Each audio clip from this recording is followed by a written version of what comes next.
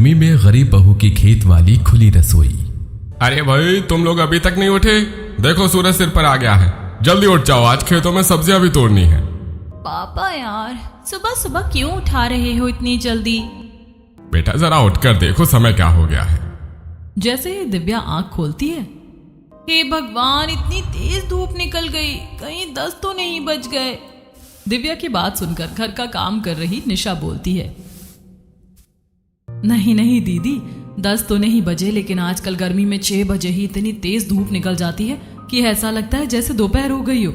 हाँ हाँ बेटा, ये तो तू सही कह रही है, पर चल अब ये घर का काम छोड़, इसे बाद में कर लेंगे, पहले खेत में चलते हैं। सरला की बात सुनकर निशा का मुंह बन जाता है, वो गुस्से में घर का काम छोड़ देती है। इधर दिव्या भी जल्दी से उठकर फ्रेश होती है। नितिन भी थोड़ी देर पहले ही उठा था।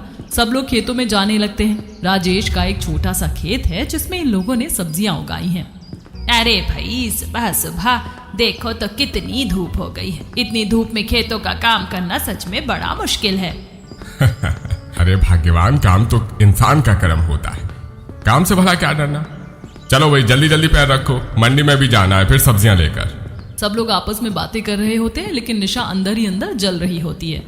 इन लोगों को 6 बजे खेतों में भी गर्मी लग रही है, जबकि खेतों में तो चारों तरफ हरियाली है, पेड़ों की छांव है और पानी से भीगी हुई मिट्टी। मुझे देखो, खेत से जाने के बाद उस छोटी सी घुटन भरी रसोई में खाना बनाना पड़ेगा। अरे भाई, तुम क्या सोच रही हो? इतना धीरे क्यों चल रही हो? थोड़ा जल्दी चलो, आज पहले ही लेट हो गए हैं। नितिन की बात सुनकर निशा को और गुस्सा आ जाता है, लेकिन वो कुछ नहीं कहती। पूरा परिवार मिलकर खेत में पहुंच जाता है। सब लोग सब्जियां तोड़ने लगते हैं। पापा देखो तो, कद्दू कितने अच्छे लगे हैं, मोटे मोटे। रात में देखकर ऐसा लग रहा था जैसे कद्दू ज्यादा नहीं उतरेंगे, लेकिन देखो कितने बड़े हो गए हैं। अरे भाई, ये सब हाइब्रिड बीज का कमाल है, और ऊपर से हमारी ऑर्गेनिक खाद।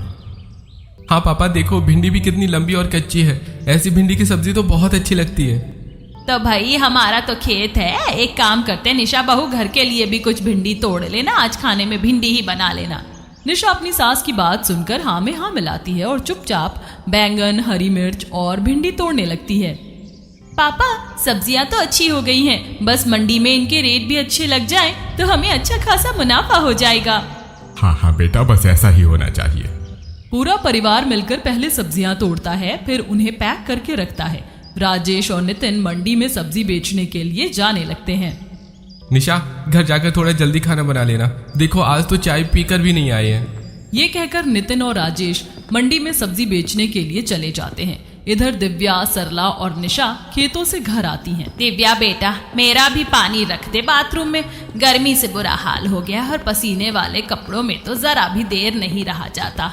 हाँ मम्मी, मैं पानी ला ही रही हूँ, आप थोड़ा जल्दी नहा लेना, मुझे भी नहाना है, आज तो सुबह सुबह ही थका दिया पापा जी ने काम कराकर। एक तरफ दोनों माँ बेटी खेत से आते ही सीधा नहाने लगती हैं, दूसरी तरफ निशा है जो अपने हाथ पैर धोकर रसोई में खाना बनाने लगती है।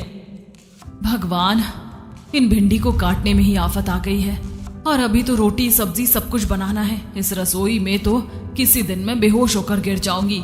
दरअसल राजेश का छोटा सा घर है जिसके अंदर एक छोटी सी रसोई है, जहां पर निशा चूल्हे पर खाना बनाती है। गर्मी की वजह से उस छोटी रसोई में और ज्यादा घुटन हो जाती है। निशा जैसे तैसे करके खाना बनाने लगती है। इधर सरला और दिव्या नहा कर आती हैं। मम्मी, यहाँ तो बहुत गर्मी लग रही है, चलो ना खेत में चलते हैं, वैसे भी वहाँ पेड़ के नीचे कितनी अच्छी हवा लगती है। बेटा तो सही कह रही है, रुक मैं बहू को बोल देती हूँ। सरला रसोई में खाना बना रही है, निशा के पास जाती है। निशा बेटा, तू खाना बना लेना और सीधा खेत में ही ले आना, क्योंकि तुम्हारे पापा और नितिन भी नहाकर खेत में ही आएंगे। घर में देखो कितनी गर्मी हो रही है। ये बोलकर सरला चली जाती है। इधर निशा मन ही मन परेशान होती है। हाँ, सबको गर्मी लगती है, एक बहू ही पत्थर की बनी हुई है, मुझे तो धूप, गर्मी, थकान कुछ महसूस ही नहीं होता। बेचारी निशा गर्मी में अकेले खाना बनाती है। हे भगवान, कितनी ज्यादा थक गई हूँ मैं, और भूख भी लगी है। एक काम करती हूँ, पहले नहा लेती हूँ, उसके बाद खाना लेकर खेत में चली जाऊंगी और फिर मैं सभी के साथ खा लूंगी। निशा के घर पर नल नहीं है, उसे पानी भी घर से थोड़ी दूर हैंडपंप से लाना पड़ता है। बेचारी निशा पहले पानी लाती है, उसके बाद नहाकर खाना पैक करके खेत में जाती है। इधर नितिन और राजेश भी मंडी से सब्जी बेचकर आ गए थे और खेत में ही नहाकर वहीं आराम कर रहे थे। अरे बेटा, ले आ खाना जल्दी, आज तो भूख के मारे सिर फटा जा रहा है। अरे आज तो तुमने खाना बनाने में कुछ ज्यादा ही जल्दी कर दी। इससे पहले निशा कुछ कह पाती। अरे भाई ये सब छोड़ो, लाओ भाभी मुझे तो खाना, मैं सबको परोस देती हूँ। दिव्या सबके लिए खाना लगा देती है। सबको बहुत भूख लगी होती, सभी साथ मिलकर खाना खाते हैं। ऐसे ही दिन बीतने लगते हैं। एक दिन राजेश खेतों में चक्कर लगाने के लिए आता है। राजू और रमेश भी अपने अपने खेतों में होते हैं। अरे राजेश भाई, बड़ी देर कर दी तुमने आने में।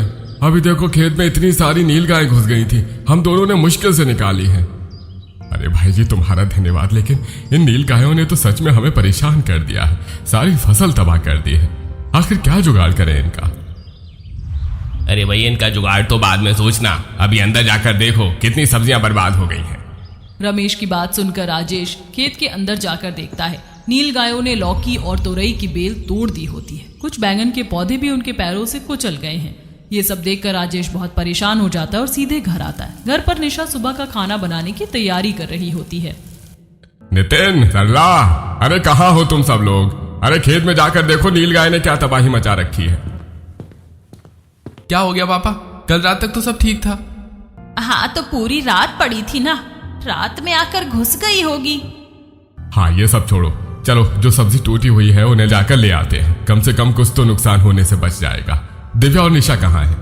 हम तो यही हैं। चलो भाभी खेत में चलते हैं, खाना बाद में बना लेना।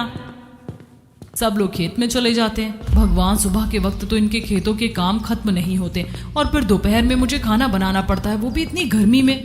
थोड़ी देर में सब लोग खेत में पहुंच जाते हैं। देखो तो कितनी अच्छी कच्ची कच्ची लौकी लगी थी और ये बैंगन के पौधे तो सारे ही कुचल दिए। हाँ मम्मी, लौकी के रेट तो मार्केट में बहुत ऊंचे चल रहे हैं और ये तो पूरी बेल ही तोड़ दी उन्होंने। अरे बेटा चलो कोई बात नहीं, जो हो गया सो हो गया। ये सब्जियां तो बिक जाएंगी, लेकिन ये सोचो आगे क्या करना है। क्या करना है पापा? मतलब जैसे राजू अंकल और रमेश अंकल ने अपने खेतों में बाड़ लगाई हुई है, वैसे ही हमें भी लगानी पड़ेगी। हाँ हाँ बिल्कुल, दीदी सही कह रही हैं। ऐसे तो ये हमारी पूरी फसल तबाह कर देंगे। भाई पहले तो इन सब्जियों को ठिकाने लगा दे, उसके बाद सोचेंगे क्या करना है। पूरा परिवार मिलकर पहले सारी सब्जियां तोड़ता है। राजेश और नितिन उन सब्जियों को मार्केट में बेच कर आते हैं। इधर निशा रसोई में खाना बना रही होती है।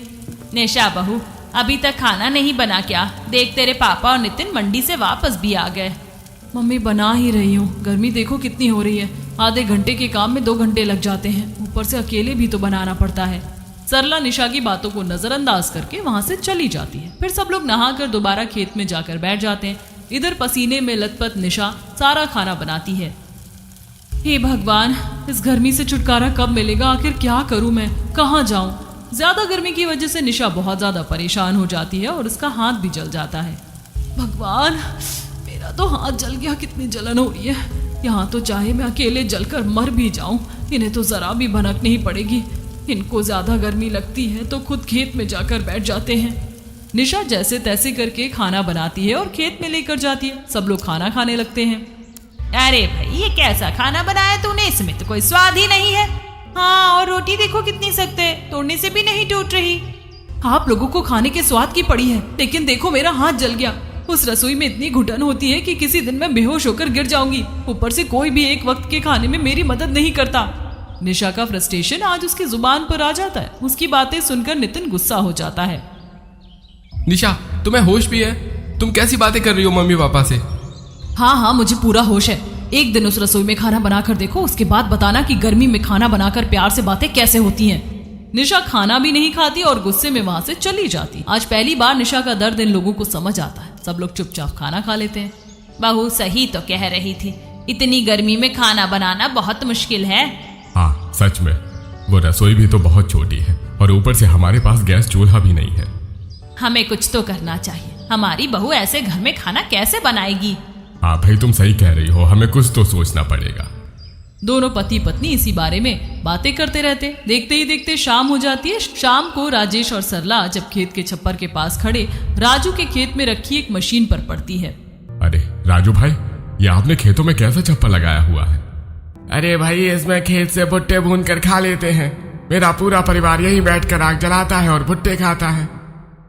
ये तो बढ़िया जुगाड़ है जी। क्यों ना हम भी अपनी बहू के लिए ऐसा ही छप्पर वाली रसोई बना दे, नीचे एक चूल्हा रख लेंगे। हाँ कह तो तुम सही रही हो, बहू को उस घुटन वाली रसोई में खाना नहीं बनाना पड़ेगा। दोनों पति पत्नी इस बात पर सोचते हैं और उन्हें ये जुगाड़ बहुत पसंद आता है। वे उसी शाम एक छोटा सा छप्पर बनाने लगते हैं। थोड़ी ही देर में छप्पर बनकर तैयार हो जाता है।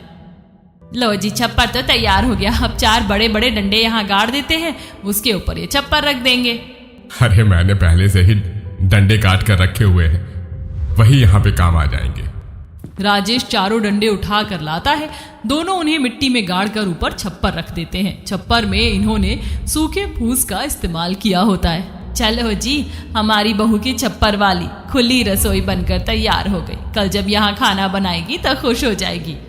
ये देखकर राजेश भी खुश होता है। शाम को दोनों घर आ जाते हैं। घर आकर ये रसोई के बारे में किसी को कुछ नहीं बताते। इधर निशा ने भी सबके लिए खाना बना दिया था। सब लोग एक साथ बैठकर खाना खाते हैं और सो जाते हैं। अगली सुबह, अरे भाई जल्दी चलो, आज खेतों के चारों तरफ बाड़ बनानी है, कहीं ऐसा ना हो कि नीलगाय फिर से फसल खराब कर दे। पूरा परिवार खेत में जाने के लिए तैयार हो जाता है, लेकिन तभी निशा बोलती है, मैं या तो घर का काम करूंगी या खेत का। खेत से 12 बजे आकर घर की छोटी सी रसोई में खाना बनाना मेरे बस की बात नहीं है। अरे बेटा, तू एक बार हमारे साथ खेत में तो चल, आज तुझे इस रसोई में खाना नहीं बनाना पड़ेगा। राजेश की बात सुनकर निशा हैरान हो जाती है। क्यों, आज हम खाना नहीं खाएंगे क्या? बेटा, ये तो तुझे खेत में जाने के बाद ही पता चलेगा। मम्मी पापा, ऐसा क्या सरप्राइज प्लान किया है आप लोगों ने भाभी के लिए? हाँ भाई, सच में मुझे भी जानना है। सब लोग हंसी मजाक करते हुए खेत में पहुंच जाते हैं। खेत में छप्पर और उसके नीचे बनी रसोई को देखकर निशा खुश हो जाती है। अरे वाह, ये आप लोगों ने कब किया? यहाँ तो खाना बनाने में मजा आएगा, गर्मी भी नहीं लगेगी मुझे। हाँ सच में, ये तो चारों तरफ से खुली है, ऊपर से नीचे मिट्टी भी डली है। यहाँ तो खाना बनाने और खाने दोनों में आनंद आएगा। तो बस अब नहीं बनाना पड़ेगा घर में खाना, पहले बाड़ बना लेते हैं, उसके बाद तुम यही खाना बना लेना। पूरा परिवार एक साथ मिलकर खेतों के चारों तरफ बाड़ लगाता है। उसके बाद सरला खुद घर जाकर खाना पकाने का सामान ले आती है। निशा भी खुशी खुशी अपनी नई रसोई में खाना बनाने लगती है। कितना अच्छा लग रहा है, कितनी अच्छी हवा चल रही है और ठंडी ठंडी मिट्टी पर पैर ऐसे लग रहे हैं जैसे बर्फ पर रखे हों। निशा खुश होकर खाना बना ही रही होती है कि तभी चूल्हे में तेज आग जलती है। उसकी लपटें छप्पर के सूखे फूस से टकरा जाती हैं और देखते ही देखते छप्पर में आग लग जाती है। बचाओ बचाओ, आग लग गई।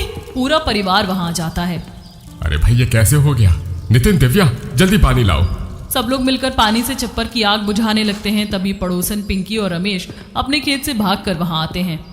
अरे भाई, ये सब कैसे हो गया? भला खेतों में भी कोई रसोई बनाता है क्या? ऐसे जुगाड़ करोगे तो यही सब होगा। पड़ोसी इन पर हंसने लगते हैं, लेकिन पूरा परिवार कुछ नहीं कहता। सबके जाने के बाद सभी लोग निशा पर गुस्सा करते हैं। भाभी, देखा आपकी वजह से कितना बड़ा नुकसान हो सकता था। अगर खेतों में भी आग फैल जाती तो? तुम्हें ज्यादा गर्मी लग रही थी खाना बनाते हुए, सब लोग अपने घर पर ही खाना बनाते हैं। पूरा परिवार छप्पर में लगी आग का दोष निशा के सिर पर डाल देता है। बेचारी निशा कुछ नहीं कहती और चुपचाप आकर उस छोटी सी रसोई में खाना बनाने लगती है। मेरी किस्मत में ठंडी रसोई है ही नहीं, मुझे तो इसी छोटी सी रसोई में घुट घुट कर मरना होगा। हर बार की तरह निशा पहले खाना बनाती है, फिर सबके लिए खेत में लेकर जाती है। अब ऐसे ही दिन बीतने लगते हैं। छोटी सी रसोई में उसे बहुत गर्मी लगती है, लेकिन अब वो कुछ कह भी नहीं सकती क्योंकि खेत में पहले ही बवाल हो चुका था। ऐसे ही एक दिन निशा खाना बना रही होती है, तभी निकिता वहां आती है। निशा, निशा, कहाँ हो तुम? अरे भाई, तुम कह रही थी ना कि तुम्हें ये वाली साड़ी अच्छी लग रही है, मेरे पास इस रंग की 2 हैं, एक तुम रख लेना। निकिता बाहर से ही निशा से बातें करते हुए अंदर आती है। रसोई में निशा को हांफते हुए देखकर वो घबरा जाती है। अरे भाई, क्या हुआ तुम्हें? तुम तो बहुत हांफ रही हो, चलो निकलो यहाँ से। निकिता निशा को रसोई से बाहर निकालकर घर में चारपाई पर बैठा देती है। उसके मुंह पर पानी की छींटे मारती है और उसे पानी पिलाती है। मैं ठीक हूँ, तुम क्या कहने आई थी? वो सब छोड़ो, लेकिन तुम ये तो बताओ कि इतनी गर्मी में तुम खाना कैसे बनाती हो? तुम्हारा वो खेत है ना, वहीं पर बना लिया करो। अरे बहन, क्या बताऊं, खेत में बनाकर देखा था। मेरे ससुर ने छप्पर वाली रसोई बनाई थी, लेकिन पहले ही दिन उसमें आग लग गई। पहले तो गुस्सा भी कर लेती थी, लेकिन अब वो भी नहीं करती क्योंकि सबने दोष मेरे सिर पर ही रख दिया था। तो तुम्हें छप्पर वाली रसोई बनाने को कह कौन रहा है? तुम्हारे खेत में तो वैसे भी इतना घना नीम का पेड़ है, तुम उसके नीचे खुले में ही मिट्टी का चूल्हा रख लो, आराम से खाना बनाना। हाँ, कह तो तुम सही रही हो, चलो मैं बात करूंगी।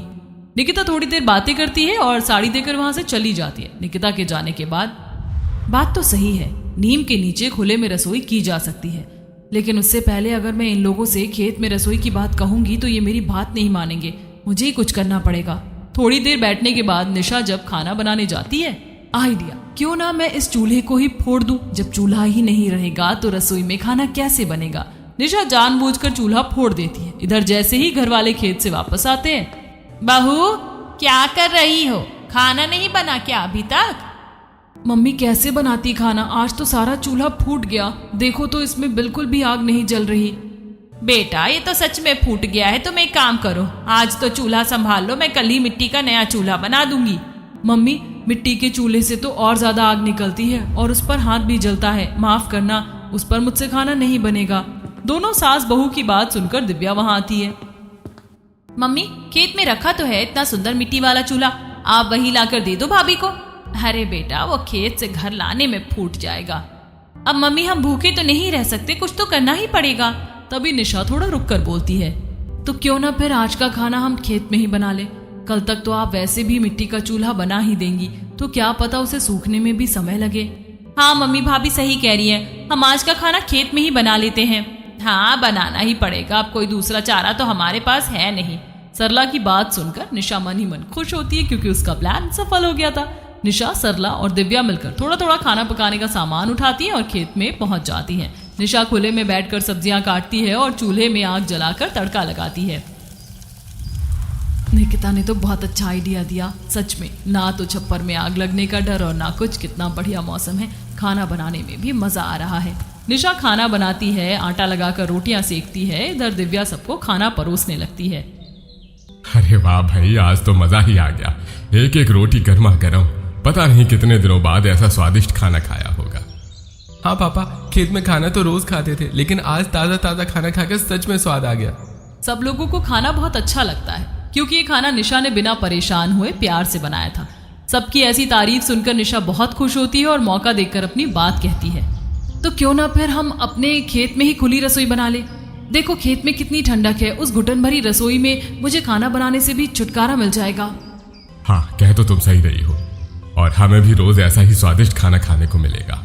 निशा की बात सब लोग आसानी से मान जाते हैं क्योंकि निशा के साथ साथ इन्हें भी खाना बहुत अच्छा लगा था। सब लोग खाना खाकर वापस अपने घर सोने चले जाते हैं। अगली सुबह, भाई पहले सब्जी तोड़ देते हैं, देखो तो तोरई कितनी ज्यादा हो गई हैं, 2-4 दिन और नहीं तोड़ी तो पक जाएगी। भैया टमाटर से भी पेड़ लग गए हैं और ये रही हरी मिर्च के पौधे को तो देखो पूरा झुक गया है। राजेश के खेत में सब्जियां बहुत अच्छी तरह लहरा रही होती हैं। पूरा परिवार मिलकर पहले सब्जी तोड़ता है, फिर नितिन और राजेश उन्हें मंडी में बेचने चले जाते हैं। बेटा भूख लग जाएगी, मंडी से वापस आने में समय लगेगा, तुम जल्दी से खाना बना कर रखना। हाँ पापा आप बिल्कुल टेंशन मत लीजिए, आज आपको मेरी खेत वाली खुली ठंडी रसोई में बने गर्मा गर्म पकवान खाने को मिलेंगे। खुली रसोई की खुशी निशा के चेहरे पर साफ झलक रही होती है। उसे देखकर पूरा परिवार भी खुश हो जाता है। इधर राजेश और नितिन मंडी में सब्जी बेचने चले जाते हैं और निशा खाना बनाने लगती है। पहले खेत में काम करके घर जाने तक तो मैं कितनी थक जाती थी और आज देखो बिल्कुल भी थकान नहीं हो रही। तभी सरला हाथ में लौकी लेकर वहां आती है। बेटा पिंकी ने कुछ मट्ठा भिजवाया था, एक काम कर लौकी का रायता बना लेना। निशा लौकी रखती है, एक तरफ सब्जी काटकर चूल्हे पर चढ़ाती है, दूसरी तरफ चावल पकने के लिए रख देती है, उधर आटा भी गूंथ लेती है। वो बड़े प्यार से सारा खाना बनाने लगती है। वाह भाभी कितना अच्छा लग रहा है यहाँ बैठकर काम करने में, लाओ रोटी मैं सेक देती हूँ। गर्मी की वजह से ही सरला और दिव्या पहले निशा की खाना बनाने में मदद नहीं कर पाती थी, लेकिन खुली रसोई में गर्मी की कोई परेशानी नहीं थी, इसीलिए सरला और दिव्या दोनों छोटे मोटे कामों में निशा की मदद करने लगती हैं। अरे वाह तेरी तो निकल पड़ी निशा, पहले अकेले तुझे सारा खाना बनाना पड़ता था और अब तो तेरी सास भी मदद कर रही है। ये देखकर निशा बहुत खुश होती है, वो सारा खाना बनाकर तैयार कर देती है। इतनी देर में नितिन और राजेश भी सब्जी बेचकर आ जाते हैं। वे लोग भी नहाकर खाना खाने के लिए बैठते हैं। अरे वाह भाई वाह, गर्मी में गर्मा गर्म और ठंडी ठंडी चीजें खाकर तो मजा ही आ गया। हाँ सच में, लौकी का रायता, चावल, सब कुछ बहुत अच्छा बना है। सभी लोग खुश होकर खाना खाते हैं। खाना खाने के बाद कुछ देर आराम करते हैं। ऐसे ही शाम होने लगती है। भाभी आज तो मेरा मीठा कद्दू खाने का मन कर रहा है, साथ में पूरियां हो जाएं तो मजा ही आ जाएगा। अरे भाई इसमें कौन सी बड़ी बात है, कद्दू हमारे खेत के हैं और पूरियों का सामान भी है, चलो फिर आज कद्दू ही बना लेते हैं। दोनों ननद भाभी खेत के दूसरे कोने में लगे कद्दू तोड़ने के लिए जाती हैं। जैसे ही निशा खेत में पैर रखती है, दिव्या तेरे को यहाँ कितनी अच्छी ठंडक लग रही है।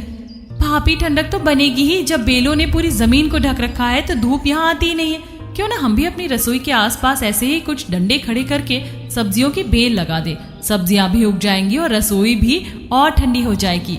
हाँ, आइडिया बुरा नहीं है, हमें ट्राई करना चाहिए। दोनों वहां से कद्दू तोड़कर वापस नीम के पेड़ के नीचे आती हैं और अपनी कलाकारी में लग जाती हैं। अरे भाई, तुम दोनों ये क्या कर रही हो? हमारे खेत में क्या सब्जियों की कमी है जो तुम यहाँ भी सब्जी उगाओगी? और इन डंडों का क्या करोगी?